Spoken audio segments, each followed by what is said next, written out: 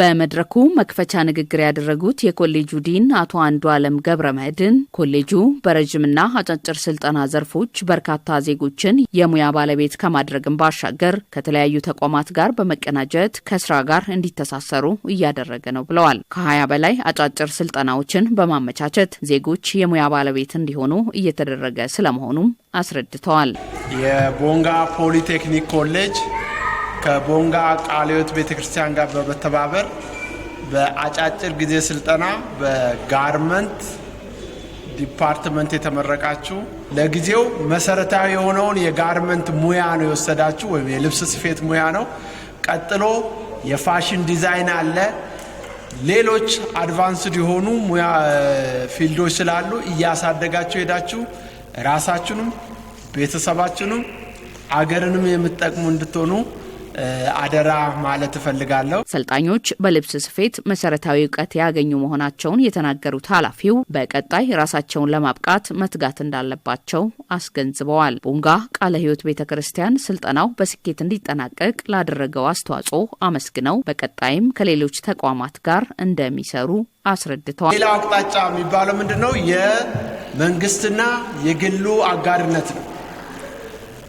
በዚህ ሂደት እንግዲህ የቦንጋ ፖሊቴክኒክ ኮሌጅ ከቦንጋ ቃለ ሕይወት ቤተክርስቲያን ጋር በመተባበር የዛሬ ተመራቂዎችን ላለፉት አንድ ወር አካባቢ ስናሰለጥን ቆይተናል። መሰረታዊ የሆነ በቂ ነው ባንልም መሰረታዊ የሆነ ዕውቀት ጨብጠዋል ወይም ክህሎት ጨብጠዋል ብለን እናስባለን። በሂደት ግን በጋራ መስራት ስላለብን ክፍተቶችን እየለየን በጋራ መስራት አለብን።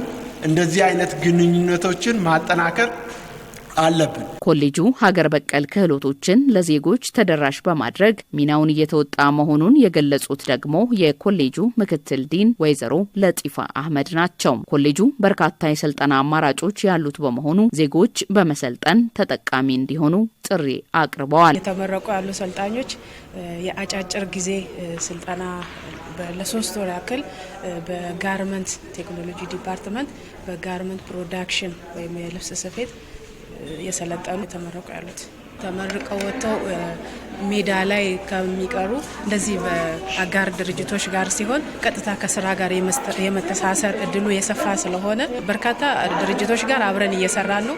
ሌሎችም እንደዚሁ መደገፍ የሚፈልጉትን ሰልጣኞች እያመጡ በአጭር ጊዜ የተለመደው ብዙውን ጊዜ በመደበኛ 3 ዓመት 4 ዓመት ቆይቶ ማሰልጠን ነው። ነገር ግን በአጭር ጊዜ ማንኛውም ሰው የአንድ ሙያ ባለቤት መሆን አለበት። ይሄ የመንግስት የትኩረት አቅጣጫም ስለሆነ መጥቶ ቢሰለጥኑና በአጭር ጊዜ ስኬታማ ሆነው ወደ ስራ የሚገቡበት እድል ሰፊ ነው። ስለዚህ ሌሎች አጋር ድርጅቶችም እየመጡ ስልጠና እንዲሰጡ። በቦንጋ ቃለ ሕይወት ቤተክርስቲያን የልጆች ልማት ፕሮጀክት አስተባባሪ አቶ ታረቀኝ መንገሻ በበኩላቸው ፕሮጀክቱ የአካባቢውን ጸጋ መሰረት ያደረጉ ስልጠናዎችን በመለየት ዜጎችን ተጠቃሚ አድርጓል ነው ያሉት። ተመራቂዎችን እንኳን ደስ ያላችሁ ያሉት አስተባባሪው ሰልጣኞችን ከስራ ጋር ለማስተሳሰር ቅድመ ዝግጅት መደረጉን ገልጸዋል። ዋናውና ትልቁ ዓላማ ምንም ሳይሆን በነገራችን ላይ የፕሮጀክቱ የራሱ የሆነ መጣጥ አለው። ቦንጋ ፖሊቴክኒክ ኮሌጅ ትልቅ ተቋም መጠቀም አለብን በሚልና አንድ ሁለተኛ እነኚህ ሰዎች ሜዳ ላይ መቅረት የለባቸው። አትሊስት ረጂው ሲወጣ አቅም ተፈጥሮላቸው በተቻለ መጠን ሰልጥነው ራሳቸውን፣ አካባቢያቸውን፣ ህብረተሰባቸውን ማገልገል የሚችሉበትን ሲቹዌሽን ነው አሁን የመረጥነው።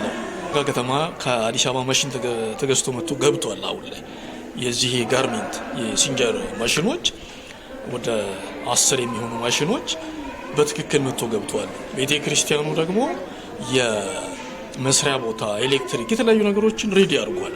ከዚህ ተመርቆ ወጥቶ ተመርቃችኋል ብለን የምንተው ሳይሆን አሁንም ከዚህ ተቋም ጋር በመሆን ቀጥታ ወደ ስራ ነው የምናስገባቸው።